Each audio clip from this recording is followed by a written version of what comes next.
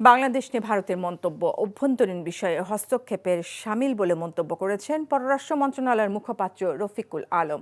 মন্ত্রণালয়ের নিয়মিত ব্রিফিংয়ে সাংবাদিকদের প্রশ্নের জবাবে তিনি একথা বলেন। এর আগে সচিবালয়ে বাংলাদেশ ও গাম্বিয়ার মধ্যে কূটনৈতিক ও সরকারি পাসপোর্টধারীদের ভিসা অব্যাহতি নিয়ে সমঝোতা স্মারক সই করেন দুই দেশের প্রতিনিধিরা। পরে পররাষ্ট্র মন্ত্রণালয়ের সাপ্তাহিক ব্রিফিংয়ে বাংলাদেশের নির্বাচন, আইন শৃঙ্খলা ও সংখ্যালঘু সংক্রান্ত বিষয়ে ভারতের মন্তব্য অযাচিত বলেও মন্তব্য করেন রফিকুল ইসলাম। জাতিসংঘের মহাসচিব অ্যান্তোনিও গুতেরেসের বাংলাদেশ সফর নিয়ে কথা বলেন পররাষ্ট্র মন্ত্রণালয়ের মুখপাত্র। জানান, সফরে রোহিঙ্গা সংকট সমাধানে আলোচনা হবে। তিনি আরও জানান, শেখ হাসিনাকে ফিরিয়ে আনার ব্যাপারে এখনও উত্তর দেয়নি ভারত। বাংলাদেশের নির্বাচন, সার্বিক আইন শৃঙ্খলা, সংখ্যালঘু সম্পর্কিত বিষয়সমূহ নিয়ে মন্তব্য করা হয়েছে।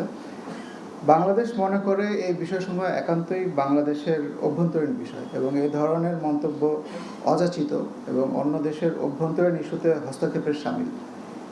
এই ধরনের মন্তব্য বিভ্রান্তিকর এবং বাস্তবতার ভুল প্রতিফলন। এই ঈদে জামা জুতো অ্যাক্সেসরিজের ডিসকাউন্ট।